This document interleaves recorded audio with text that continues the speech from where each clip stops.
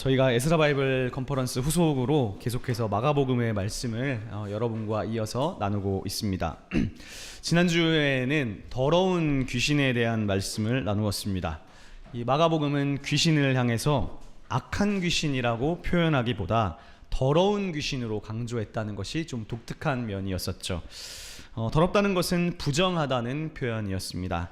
오늘은 지난주와의 연장선상 속에서 함께 말씀을 다시 살피고자 합니다. 오늘 우리가 읽은 본문은요, 예수님께서 나병 환자를 고쳐주신 이야기입니다.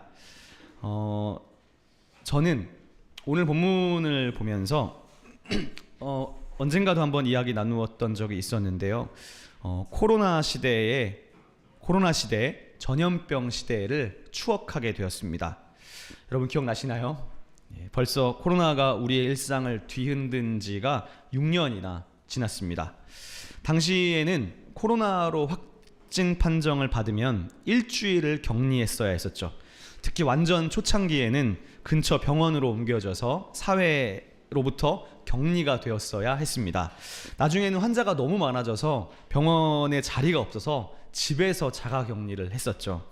제가 기사를 찾아보니까 2022년 6월 기준으로 국내에 코로나에 걸렸던 사람이 1,800만 명이 넘었었다고 하니까 대한민국 국민 3명 중 1명 이상이 코로나19 바이러스에 감염된 이력이 있는 셈입니다. 아마 여기 계신 분들도 거의 5손가락 안에 제외할 정도로 거의 대부분 다 한 번 이상은 다 걸리셨지 않았나 생각이 듭니다. 코로나에 걸려서 일주일 동안 격리해야 했었던 거리두기는 사실 AD 1세기에 당시 유대교의 정결 시스템 문화와 유사한 측면이 있습니다.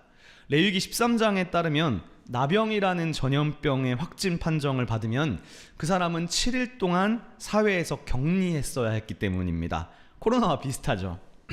수년 전 코로나 초기를 생각해 보면 초창기에 코로나에 걸렸었던 사람들은 마치 사회적 죽음을 선고받은 것과 같았습니다. 코로나가 걸린 것도 무서운데 코로나에 걸린 사람들을 아주 나쁜 사람으로 낙인을 찍어서 코로나 걸린 사람들에게 번호를 매기고 사람들은 그 사람들에게 욕을 했습니다. 뉴스가 코로나 걸린 사람에게 사회적 살인을 한 것과 다름없었습니다. 혐오하지 말자고 하면서 언론을 통해 혐오 대상을 만들었습니다. 코로나 17번 환자, 18번 확진자 이런 식으로 말이죠. 그런데 여러분, 성경에도 전염성으로 인해서 그 병에 걸린 사람들을 혐오와 기피 대상으로 몰아간 질병이 나옵니다. 바로 레프라라고 불리우는 병인데요. 한글 성경에는 레프라를 나병이라고 옮겼어요. 여러분, 나병에 대해서 얼마나 잘 알고 계시나요? 나병하면 사실 굉장히 무서운 이미지를 갖고 있죠. 저의 어렸을 적 기억으로 나병은 신체의 모든 감각을 잃게 만드는 질병입니다.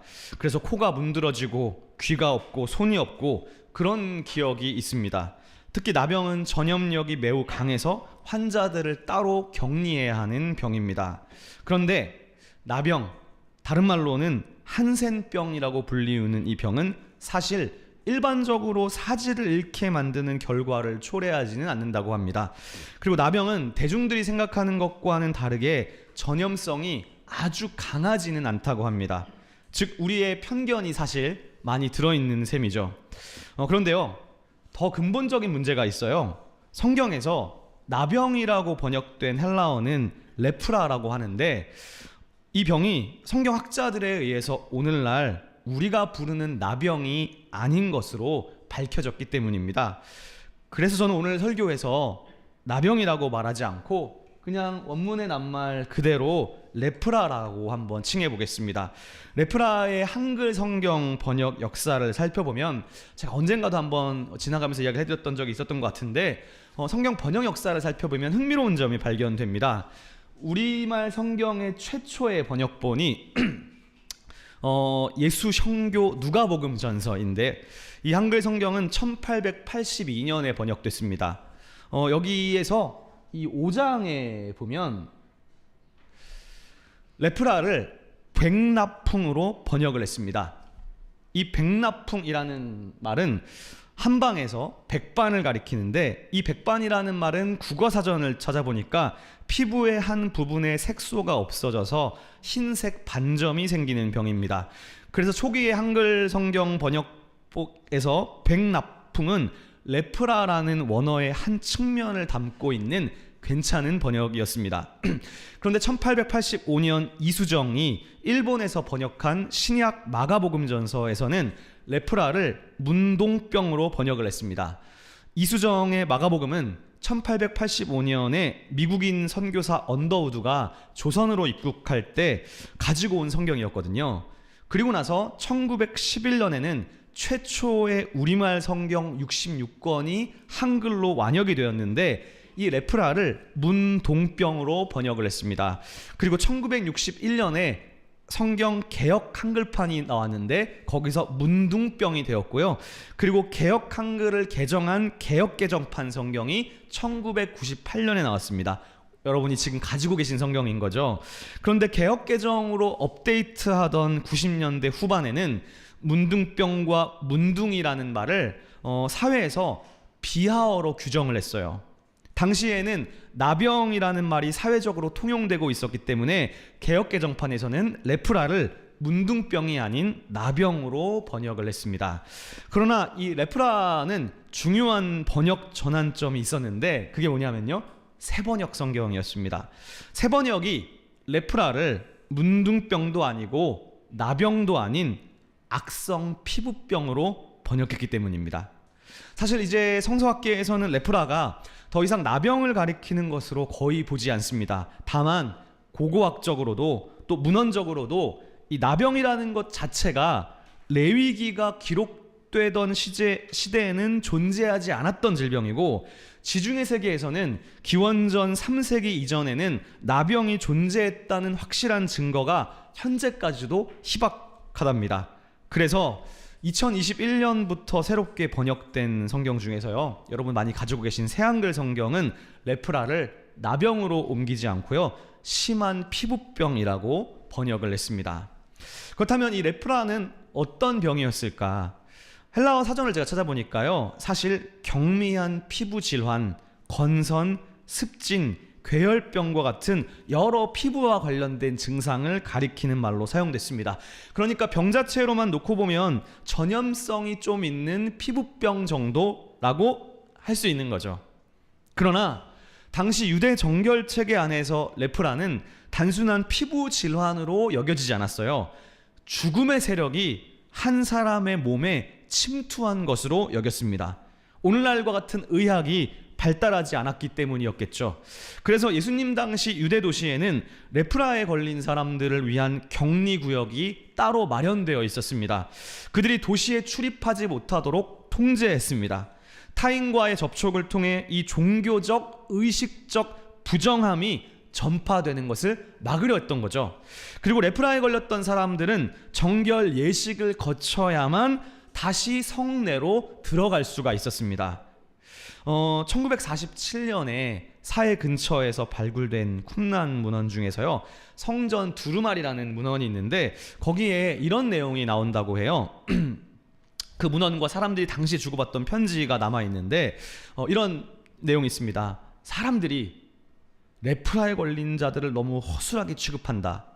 레프라에 걸려서 격리된 자들을 너무 일찍 일상생활로 돌려보낸다 라는 비판의 내용이 나옵니다. 그러니까 레프라에서 회복되면 정결 예식을 치루어야 되는데, 무슨 말이냐, 머리를 밀고 목욕 의식을 하고 다시 도시로 복귀하기까지 일주일을 더 기다려야 되는데 그렇게 하지 않고 너무 빨리 복귀시킨다는 거예요. 레프라 환자를 너무 빨리 사회로 복귀하는 것은 율법을 어기는 행위다라고 비판하는 내용이 있습니다. 다시 말해서 레프라 환자는 다른 사람에게 접근해서도 안 되고 접촉해서도 안 됩니다. 다시 말해 그 사람과 공동체 사이에는 보이지 않는 경계선이 그어져 있던 거죠. 즉 누군가를 만질 수도 없었고 누군가의 따뜻한 손길을 받을 수도 없었던 겁니다. 제가 오늘 이 레프라에 관해서 이렇게 길게 도입을 드린 이유는 이것을 염두에 두고 오늘 말씀을 다시 읽어보면 오늘 본문에서 예수님께서 행하시는 행동이 얼마나 충격적인 일이었는지를 알 수 있기 때문입니다. 오늘 말씀은 이렇게 시작하고 있어요. 40절 말씀을 한번 보시겠습니까? 이렇게 시작합니다. 한 나병 환자가 와서 예수께 와서 꿇어 엎드렸다. 레프라 환자가 예수께 접근한 것은 당시의 사회적 규범을 어기는 행위였습니다. 따라서 아마도 이 레프라 환자가 예수님께 지금 접근할 수 있었던 것은 현재 예수님이 계신 장소가 성내였다기보다는 성 바깥이었다는 것을 간접적으로 암시합니다. 그런데 이 레프라 환자가 예수님께 간청을 하는 거예요. 원하시면 저를 깨끗하게 하실 수 있습니다. 역시 마가복음의 이 표현은 지난주 말씀을 기억해 보면요, 이상하죠. 주님, 저를 치료해 주십시오, 저를 낫게 해 주십시오라고 말하지 않고 깨끗하게 해 주십시오라고 말했기 때문입니다. 이 깨끗하게 하다는 말씀을 제가 찾아보니까 정결해지다 라는 의미입니다. 헬라어 카타리죠. 복음서에 17번 나오는데 제가 다 문맥을 보니까요, 17번 중에 10번이 레프라라는 말과 함께 사용되는 동사였어요. 그렇다면 이 사람은 예수님께 왜 저를 치료해 주십시오가 아니라 정결하게 해주세요 라고 말했을까요? 이것은 마가복음 말씀이 무엇에 관심을 두고 있는지를 다시 한번 보여주는 것과 같습니다. 지난주에도 귀신을 악한 귀신이라고 하지 않고 부정한 귀신이라고 표현함으로 인해서 예수님이 정결과 부정의 경계를 넘어가신다는 것을 살폈었는데, 오늘 이 본문 말씀도 분명히 마가복음이 예수님의 어떤 모습에 주목하고 있는지를 분명히 보여주는 겁니다. 앞에서 말씀드렸던 바와 같이 이 레프라, 즉 심한 피부병에 걸렸다고 판명된 사람은 다른 사람들과의 일상적인 접촉으로부터 격리되어서 진영 바깥에서 살아야만 했습니다. 가족과 공동체로부터 축출되어서 나는 부정하다라고 소리치면서 다른 사람에게 접근해서는 안 되고 다른 사람들도 일절 그에게 가까이 나아가지 않았습니다. 바이러스에 대한 인식이 없던 시대다 보니까 그 사람이 자연적으로 회복되기까지 공동체로부터 격리하고 소위 말하는 거리두기를 했던 것이죠. 그것은 분명히 그 당시 이스라엘 백성 공동체의 위생과 건강을 지키는데 도움을 주었을 겁니다. 그러나 문제는 이러한 질병이 걸린 사람은 사회적으로 배척을 당하고 무엇보다 제의적으로 종교적으로 부정하다고 여겨져서 차별과 편견이 극심했습니다. 어떤 사람에게는 이 레프라가 의학적으로 아주 경미한 피부병이었을 수도 있을 거예요. 즉 육체적으로는 사실 심각한 병이 아닌데 사람들이 종교적으로 부정하다고 여기니까 차별하고 편견을 갖게 된 것입니다. 그러므로 저를 깨끗하게 해주십시오 라는 말에는 단순히 피부병을 고쳐달라는 요청만 담겨 있다고 보기가 어려운 거죠. 주님, 제가 다시 가족에게로 공동체로 돌아갈 수 있게 해주십시오. 사람들의 나를 향한 차별과 편견으로부터 저를 건져주십시오. 즉 자신의 질병뿐만 아니라 질병으로 인해서 겪어야만 했던 사람들의 시선, 사회적 죽음, 소외와 편견으로부터 벗어날 수 있게 해달라는 요청이었던 것입니다. 즉 내가 걸린 이 피부병으로 인해서 때로는 나의 이렇게 변색된 내 외모를 보면서 사람들이 나에 대한 편견을 갖고 차별을 하며 나를 피하고 정죄하고 사회적 살인을 하니 그런 것들로부터 벗어나게 해달라는 간절한 요청이었던 것입니다. 41절 말씀 여러분이 가진 성경으로 한번 보시겠습니까? 자, 41절을 여러분들이 한번 소리내서 읽어주시면 좋겠습니다. 41절 시작.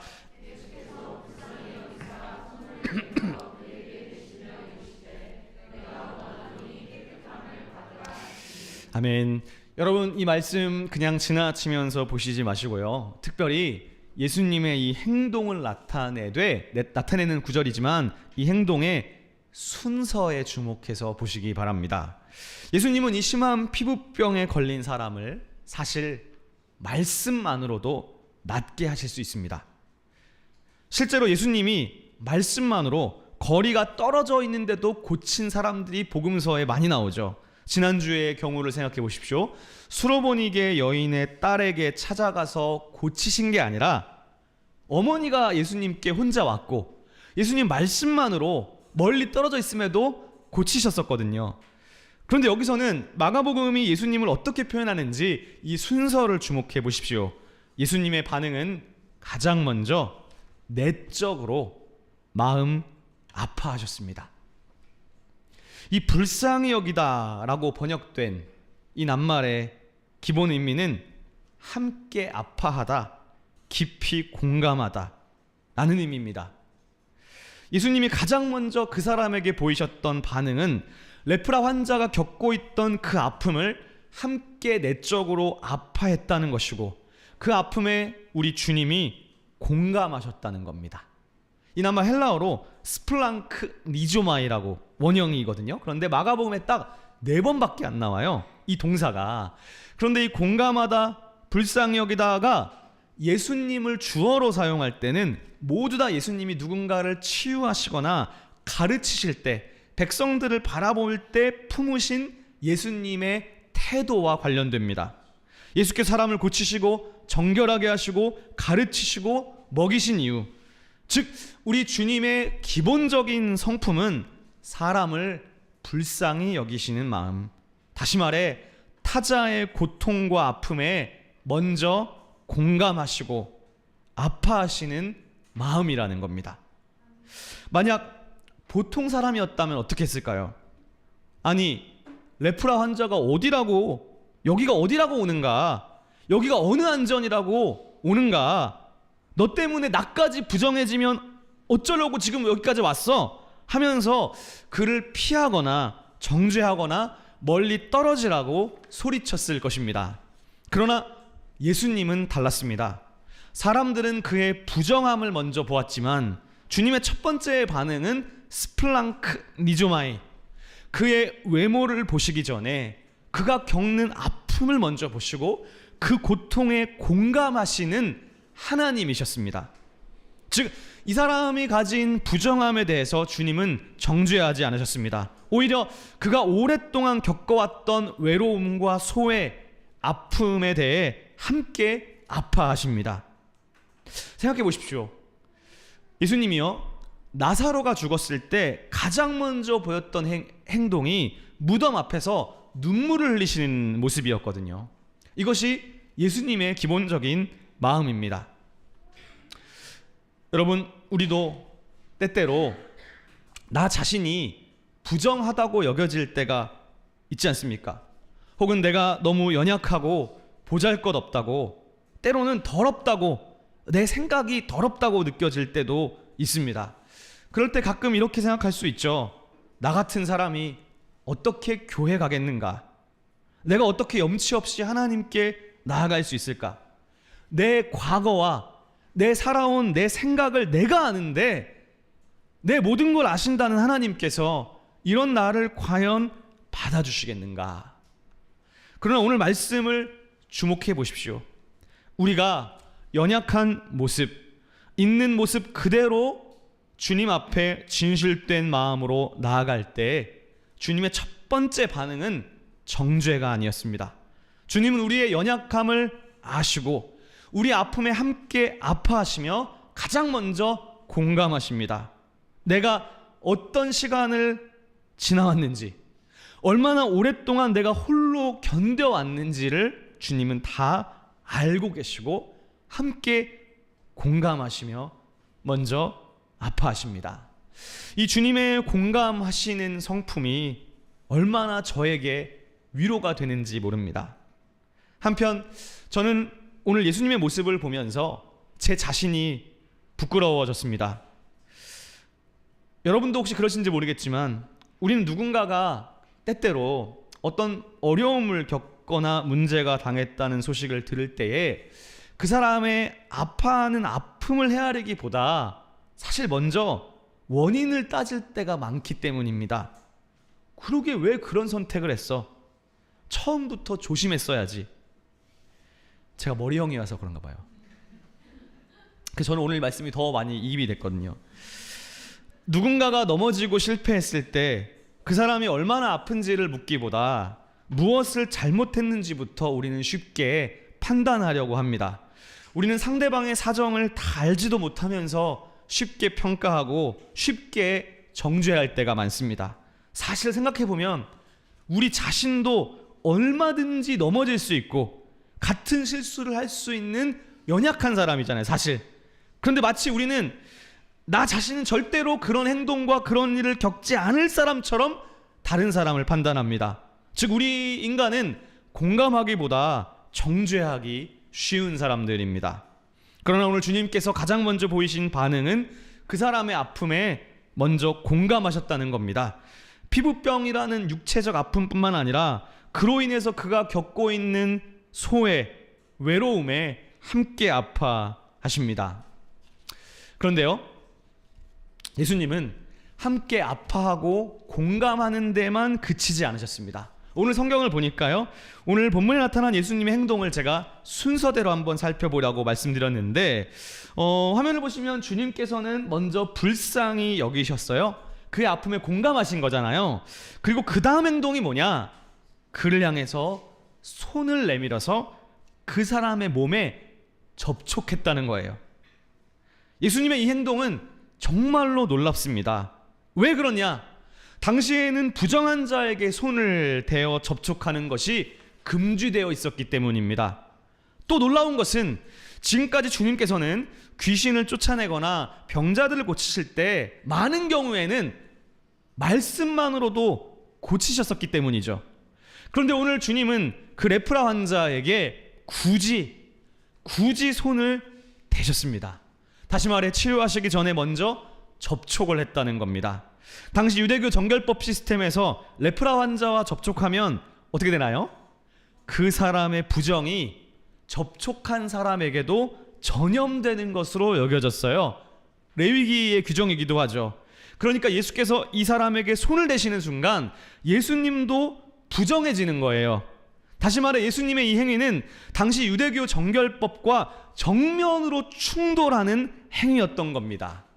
그러나 예수님께서는 차별과 편견으로 점철되어 있었던 당시 사회의 정결과 부정, 그 경계 자체를 넘어가셨고 편견으로 인해서 누구도 가까이 하지 않았던 그 사람의 몸에 직접 손을 대셨습니다.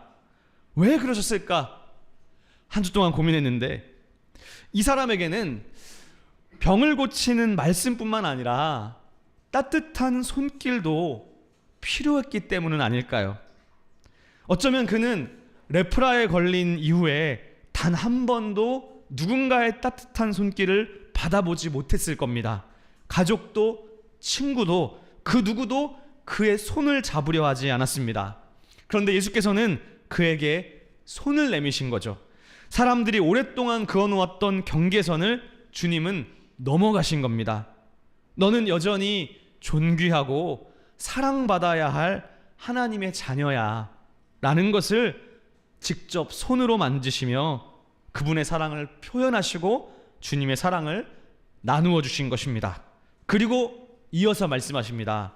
내가 원하노니 깨끗함을 받으라. 42절은요 그 결과를 기록해요. 곧 나병이 그 사람에게서 떠나가고 깨끗하여 진지라. 즉 예수님은 레프라 환자에게 손을 대심으로 인해서요 스스로 부정한 사람이 되셨습니다. 그런데 놀라운 일이 벌어졌습니다. 그 레프라 환자의 부정함이 예수님에게로 옮겨간 것이 아니라 반대로 예수의 거룩함이 그 레프라 환자의 부정함을 삼켜버렸습니다. 즉 예수님은 당신의 거룩하심이 부정함보다 강하다는 것을 보여주셨습니다. 여러분 이것이 예수 그리스도의 사역입니다. 예수는 자신의 거룩함을 지키기 위해서 더러운 것을 피하는 분이 아니셨습니다. 오히려 부정한 자에게 가까이 다가가 그를 손으로 잡으시며 정결하게 바꾸어 주십니다. 죽음의 세력을 피하는 것이 아니라 기꺼이 죽음의 세력이 있는 곳으로 들어가시고 깨어진 곳에 들어가셔서 회복을 이루시는 분이십니다. 따라서 이 사람은요, 피부병만 회복된 것이 아닙니다. 그는 사회적 죽음으로부터도 다시 살아난 것이죠. 오늘 본문의 14절에 보니까 예수님이 회복된 사람에게 이렇게 말씀하시거든요. 제사장에게로 가서 너의 몸을 보여라.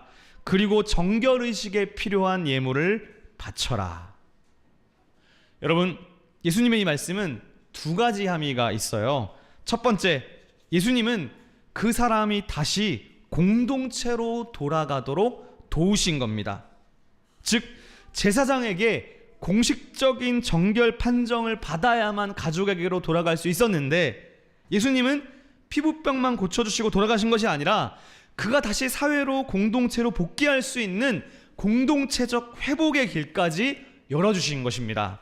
그런 점에서 예수님의 치유는 전인적인 회복이었다고 말할 수 있습니다. 병든 몸만 고치신 것이 아니라 끊어진 관계도 회복시키시고 빼앗겼던 그 사람의 일상을 되찾게 하신 것이죠.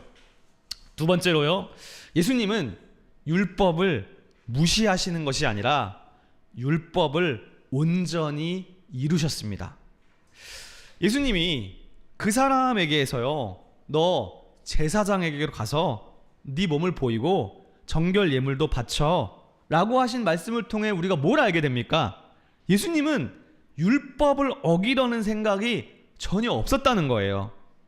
만약 예수님이 정말 율법을 없애고 폐기하려는 것이었으면 레프라 환자를 고친 다음에 굳이 제사장에게로 보낼 이유가 없죠. 또 정결 예물, 감사 예물을 드리라고 할 이유도 없지 않겠습니까?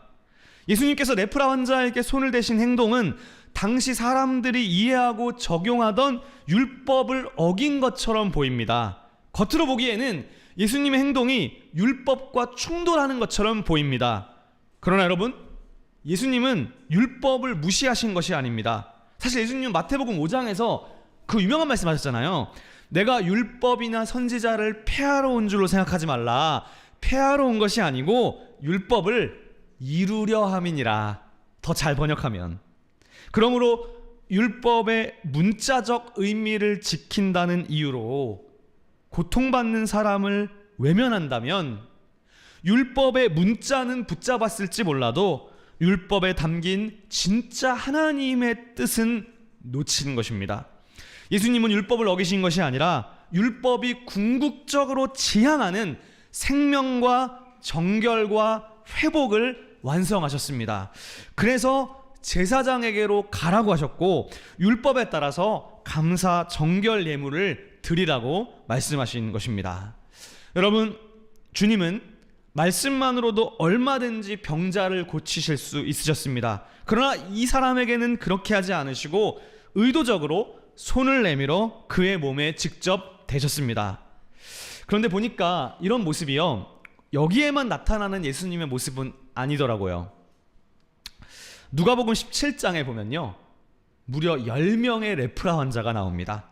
근데 거기에 어떤 표현이 나오느냐, 이런 표현이 나와요. 그들이 멀리 서서 예수님께 부르짖었다. 즉, 이들은 가까이 나아갈 수가 없었던 거예요. 다른 사람과 접촉하면 타인도 부정하게 만들기 때문이었습니다.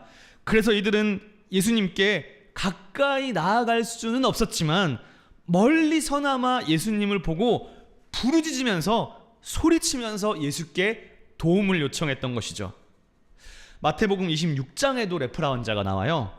거기서 주님은 베다니에 사는 레프라 환자 시몬의 집에 들어가셔서 식사까지 하셨습니다. 레프라 환자는 진영 밖에서 혼자 살아야 되는데 주님께서는 그 사람의 집에 찾아가셔서 함께 식사까지 하신 것입니다. 더 나아가서 예수님은요, 죽은 사람에게도 손을 대셨어요. 정결법에 따르면 사람과 동물의 시체는 부정하기 때문에 절대로 만지면 안 됩니다. 그러나 예수님은 야이로의 딸이 죽었을 때 그 아이의 손을 붙잡으셨습니다. 그리고 말씀하신 거죠. 달리다굼, 소녀야 내가 내게 말하노니 일어나라. 그러니까 복음서에 나오는 이러한 많은 예수님의 행동들은 겉으로만 보면 구약의 율법에 정면으로 충돌하는 것처럼 보입니다. 주님의 손은 분명히 부정한 자를 만지셨고, 주님의 몸은 한 지붕 아래 있기만 해도 부정이 전염되는 그 사람들과 함께 하셨기 때문입니다. 그러므로 여러분, 우리가요, 구약의 율법을 표면적으로만 이해하면 예수는 부정한 자입니다. 그리고 예수님은 계속해서 부정해지는 행위들만을 하시는 겁니다. 겉으로만 생각하면 예수님은 마치 구약의 율법을 폐기해버리려고 하시는 분처럼 생각됩니다. 그러나 우리는 예수님의 이 행위를 통해서, 삶을 통해서 무엇이 정말 정결한 삶이며 무엇이 율법을 진짜 이루는 삶인가를 돌아보게 됩니다. 몸이 부정한 사람에게 손대지 않는 것이 내 정결을 유지하는 것이 아니라 오히려 그렇게 소외된 사람들에게로 나아가서 그들을 품고 교제하고 치유하고 회복시킴으로 인해서 그 사람이 예수님의 자녀답게 살게 하는 것, 하나님의 형상대로 지음받은 그대로 다시 살도록 하는 것이 율법을 정말로 성취하는 삶이 아닐까요? 만약 교회마저도 세상이 정해놓은 외모와 학력과 배경, 그리고 종교적으로 정해놓은 선으로 많은 사람들의 아픔과 상황들을 알지 못한 채 다른 이들을 함부로 판단하고 정죄한다면 그것은 예수님의 정신에 완벽히 반대되는 행위일 것입니다. 예수님은 사람들이 정해놓은, 당시 유대교가 정해놓았던 경계를 넘으시는 분이셨습니다. 왜요? 구약을 반대하기 위해서요? 아닙니다. 구약을 진짜로 성취하기 위해서셨습니다. 그런데 오늘날 교회가 경계를 넘어가시는 예수님을 따르기보다 반대로 더 경계선상을 더 분명하게 그어서 정치적인 선을 긋고 서로를 혐오하며 마치 특정 정당을 지지하면 마귀로 몰아가고, 그렇게 한다면 그것은 예수님의 정신을 따르는 것은 아닐 겁니다. 남녀의 경계를 나누어 혐오하게 하고 젊은 세대와 노인 세대를 분리하여 갈등을 조장하고 인종으로 서로를 차별하고 어느 대학 나왔느냐로 학력과 배경으로 상대를 판단하는 마음이 우리 안에 남아있는 한 우리는 결코 예수님을 따른다고 말할 수 없을 겁니다. 예수님은 경계선을 더 분명히 긋는 것이 아니라 오히려 당시 사회와 종교가 그어놓았던 경계선을 넘어가시는 분이셨습니다. 왜요? 그것이 하나님의 뜻이었고 사랑과 긍휼의 본성, 주님의 본질적인 성품 때문이었기 때문입니다. 그러나 예수님의 이러한 행동들은요, 바리새인들을 자극했습니다. 구약의 율법을 문자적으로만 지키려 하고 겉으로 드러나는 율법의 행위에만 관심이 있고 율법의 정신은 생각하지도 않는 당시 종교 지도자들을 예수님은 자극하고 말았습니다. 바리새인들의 율법의 행위, 문자적 적용만을 생각하는 그들의 행위는 레프라 환자들과 접촉하기를 기피했습니다. 즉 손대지 않은 정결만을 추구했던 거죠. 그러나 예수님은 손을 대시는 부정을 선택하십니다. 거침없이 그들에게 나아가셔서 손을 대시고 죽은 자에게도 손을 대셨습니다. 더 나아가 혈루증 여인은 거꾸로 예수님의 옷에 손을 대어버렸습니다. 부정한 여인이 예수께 손을 댄 것이죠. 그러나 예수님이 부정해지셨느냐? 아닙니다. 오히려 그 여인이 깨끗하여지고 오히려 병에서 회복되었습니다. 그러므로 여러분, 우리는 예수님이 율법을 어겼으며 율법을 없애려고 율법과 충돌하려는 행동으로 오해하면 안 됩니다. 예수님은 환자들을 깨끗게 하시고 제사장에게로 가서 레위기대로 정결 예물을 드리라고 권면하십니다. 예수께서 율법을 어기려는 의도가 없었다는 증거입니다. 예수님은 오히려 율법을 온전하게 성취하시는 분이십니다. 그러므로 예수님께서 우리에게 보여주시는 행동은요, 구약의 율법이 정말로 의도하는 것이 무엇인지를 근본적으로 다시 생각하게 됩니다. 사랑하는 여러분, 진짜 정결한 삶은 어떤 삶일까요? 반대로 진정으로 부정한 사람은 어떤 사람일까요? 예수님의 모습을 적용해 보면 진짜 부정한 사람은 갈릴리에 퍼져 있었던 수많은 고통당하는 사람들을 보면서도 아무렇지 않아 하는, 내 옆 사람이 고통당하는 사람을 보면서도 아무런 아픔도 느끼지 못하는 사람이 진짜 부정한 사람이 아닐까요? 저희 교회에 올해 4월 달에 9주년 설립 감사 예배를 할 때 설교하러 오셨었던 박동현 목사님, 교수님을 여러분 기억하시는지 모르겠습니다. 은퇴하시고 나서 이제 대한성서공회에서 이제 지금 일하고 계시는데, 제가 신대원 1학년 때 그 교수님께서 이제 수업을 구약학 개관을 배웠었는데, 근데 사실 생각해 보면은 구약을 공부하는 사람들뿐만 아니라 거의 모든 신학생들이 다 그 목사님을, 다 교수님을 존경했었어요. 생각해 보면 사람들이 이분을 존경한 몇 가지 이유가 있는 것 같은데, 첫 번째는 이분의 학벌 때문이 아니었나 싶어요. 서울대 법대를 나오고 독일에서 신학 박사학위를 받고 귀국하셨거든요.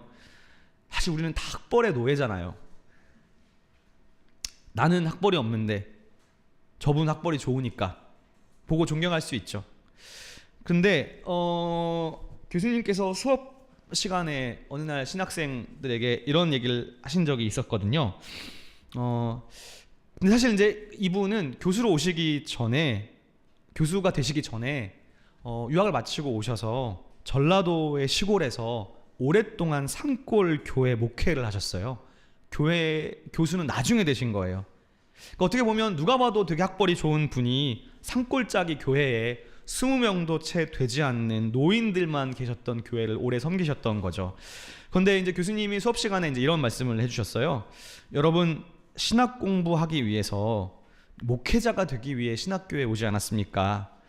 그런데 공부만 하느라 너무 바빠서 내 옆에 있는 학우가 어떤 아픔을 겪는지 생각하지 못한다면 어떻게 목회와 하나님의 사람의 일을 할 수 있겠습니까? 라고 하시면서 가끔은 수업 시간 맨 뒤에 앉아가지고 앞에 있는 학우들의 뒤통수를 보면서 혹시 저 사람이 어떤 일 때문에 힘들어하고 있는지, 무슨 고민을 하고 있는지 공부만 하지 말고 때때로 돌아보며 귀를 기울여 보십시오 라고 말씀해 주셨던 기억이 있습니다.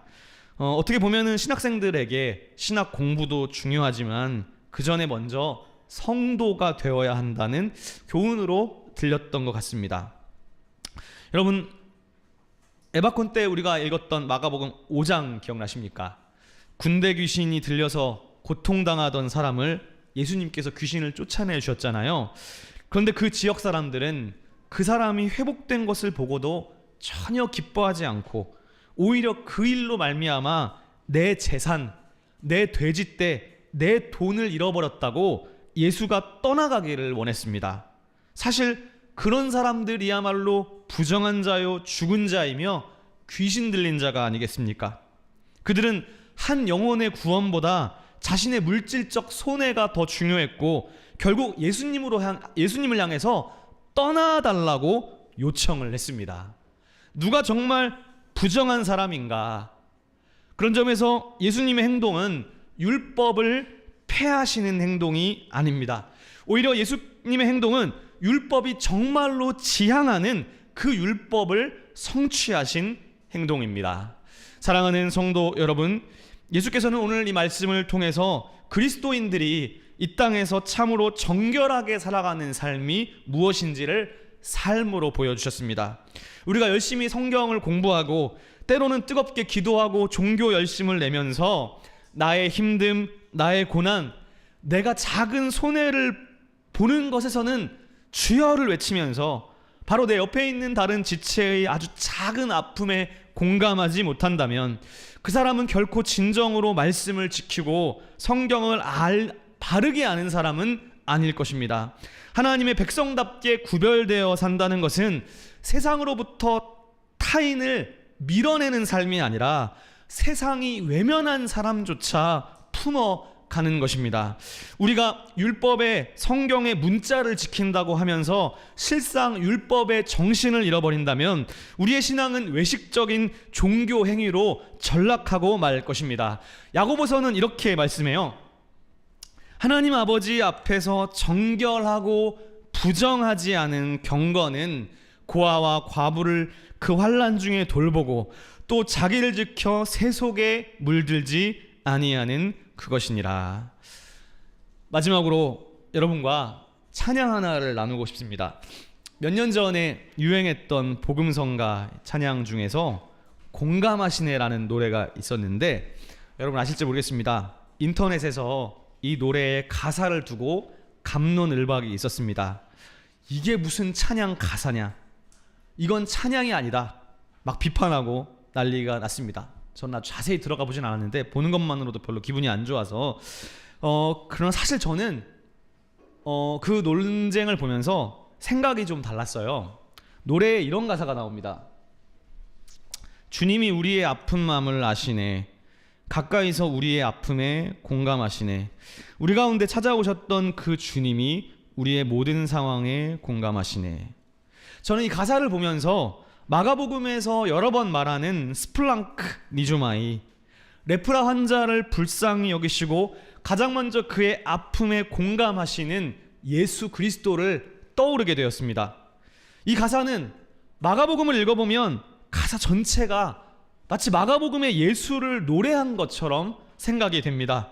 이 가사는 예수께서 모든 가난한 자, 병든 자들을 향해 행하신 행위를 노래할 뿐만 아니라 그 행위를 하신 예수 그리스도의 성품이 어떤 성품이었는지를 분명하게 보여주고 있기 때문이죠.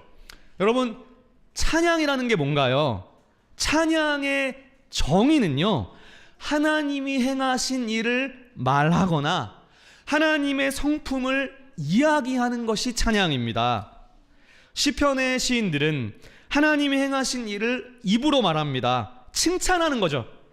이 가사에 찬송, 찬양이라는 직접적인 워딩은 없지만 이 가사는 완전히 예수 그리스도 중심적인 가사입니다. 예수께서 행하신 일, 그리고 예수님의 성품을 노래하고 있기 때문이죠. 무엇보다 오늘 마가복음에서 예수님이 레프라 환자에게 행하신 일을 기억한다면 우리는 이 가사에 충분히 공감할 수 있을 것입니다. 오늘 예수님께서는 레프라 환자를 향해서 너 무슨 죄를 지어서 이런 병에 걸렸어? 라고 책망하시지 않고 먼저 그가 겪는 아픔에 함께 아파하시며 공감하십니다. 공감하지 않았다면 결코 불쌍히 여기실 수 없었을 거예요. 그렇기에 주님은 오늘 나 같은 죄인에게도, 나같이 더럽고 여전히 부정한 생각들로 가득 찬 나에게도 손을 내미시면서 우리를 회복시켜 주시기를 원하시는 것입니다. 그러므로 사랑하는 여러분, 그 예수 그리스도를 여러분의 주님으로 영접하셔서 주님의 사랑을 다 경험하실 수 있기를 바랍니다. 그리고 더 나아가서 우리 교회가 이런 예수님을 닮아가기를 원합니다. 예수께서 우리에게 보여주셨던 그 공감과 불쌍히 여기시는 성품으로 우리도 시온의 교회 안에 다른 지체를 있는 그대로 바라보고 사랑하며, 그리고 더 나아가서 저와 여러분이 살아가는 삶 속에서, 직장에서, 세상 속에서, 삶의 자리에서 예수님의 공감하는 사랑을 확장시켜 감으로 하나님의 나라가 여러분의 삶 속에 이루어져 가는 여러분이 되실 수 있기를 우리 주님의 이름으로 축원합니다. 기도하겠습니다. 공감하시는 하나님, 우리의 아픔을 외면치 않으시고 손 내밀어 회복시켜 주시니 감사합니다. 우리도 타인을 먼저 정죄하거나 외면하기보다 그 아픔에 공감하며 사랑의 손길을 내밀어 줄 수 있는 우리 모두가 되게 하여 주옵소서. 예수님의 이름으로 기도드립니다. 아멘.